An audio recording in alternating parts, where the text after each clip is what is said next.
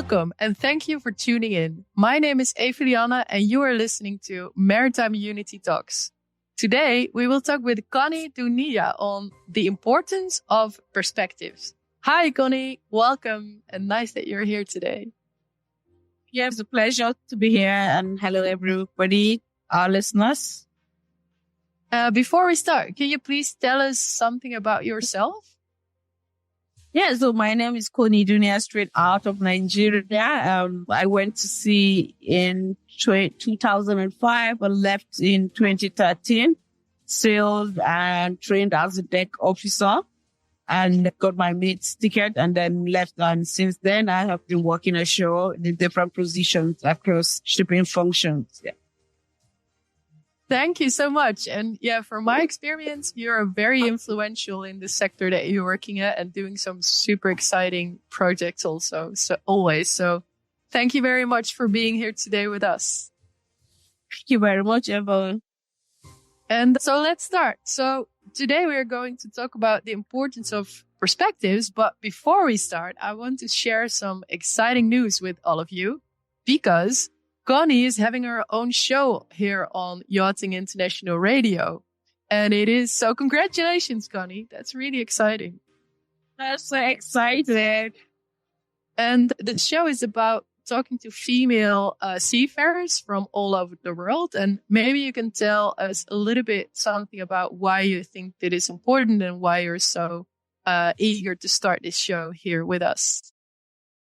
Yes, Eva, I think, okay, so a bit of background again. I started the Female Seafarers Association of Nigeria, which is really a sort of support mentoring group for young girls coming into seafaring, which we have quite a lot of young ladies interested in the career, but it hasn't been easy.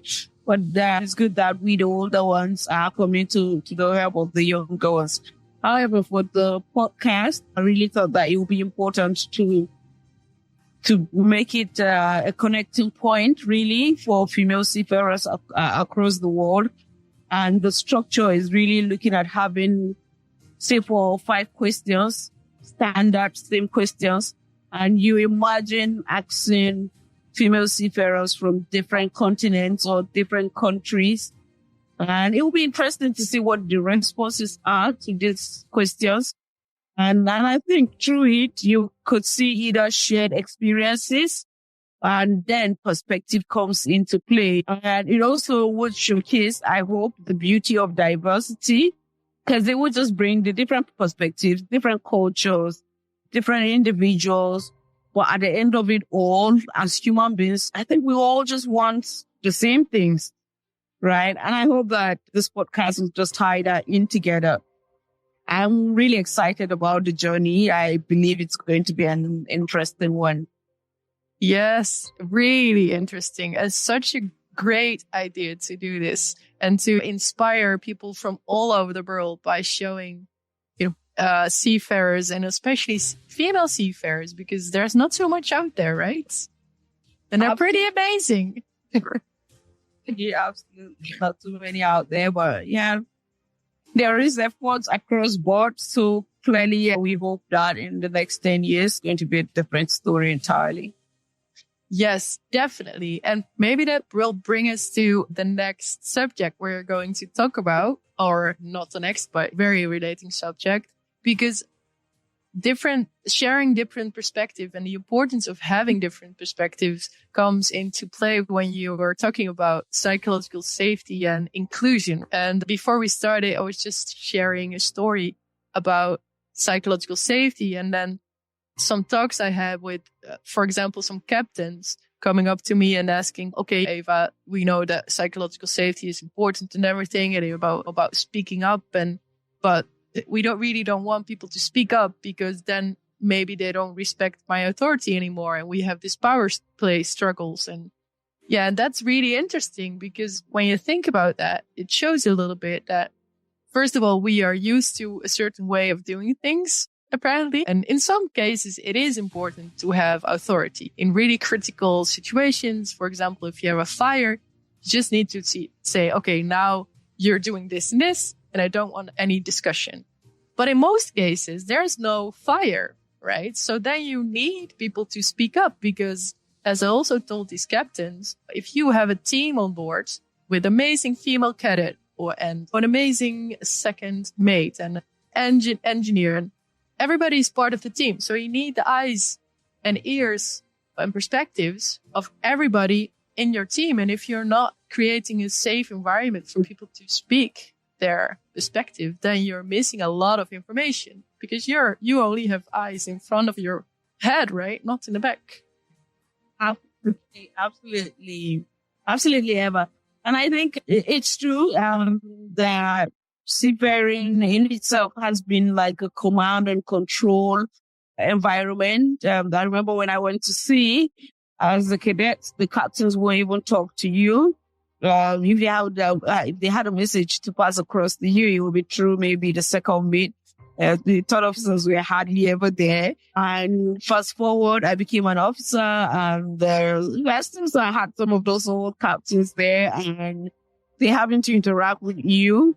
And I remember whenever we have meetings, and I raise my hands, and the captain says, "I know you always have something to say." And I'm like, "Yeah, but I'm not just here to exist. I'm part of a team. So if I have something to say, I will say it."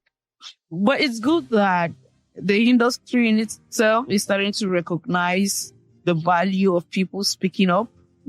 And navigation is one place where really interaction is important, be it master pilot interaction or the pilot interaction with even the whole bridge team as a whole.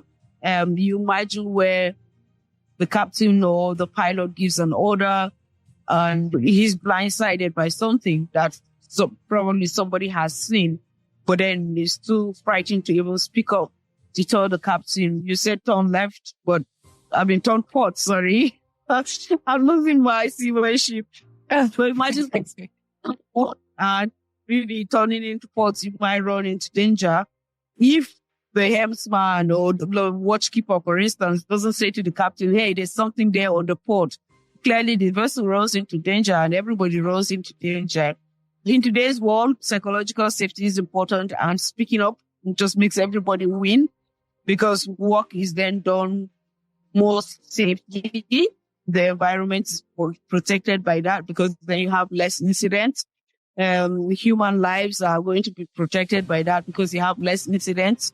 And then even the assets of the ship and cargo will be protected because you have less incidents.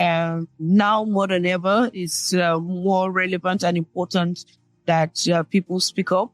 And I hope that it gets better by the day. And I believe also that no captain is going to lose his powers by allowing people to speak, but rather captains also should be able to command respect by their style of leadership. It's about who they are as opposed to the office. I believe in a brighter future as far as psychological safety is concerned. Yeah. Yes, exactly. And thank you so much for sharing this. And it really illustrates how important it is because you cannot see what you cannot see. And also, one of the best lessons I had on board was you can never, if you assume something and assume that you're the brightest and the most intelligent and you know everything, if you assume that you know everything, that's pretty dangerous. You have to be questioning. You have to hear other people's opinions and perspectives and stories. And yeah, that's really important. And also from hearing your story about that on team meetings that they didn't want to hear what you were saying, that sounds awful. So I'm very sorry you had this experience. And I'm also really happy to see you today shining and talking about this. Looking back now, it was really a transitioning moment. It was really a transitioning moment. You just acknowledge it, but then don't give up. I think it was that sort of thing. Because I think when I went to see, a lot of people were probably sailing with a female for the first time. So there was a lot of that. They didn't know what to do too.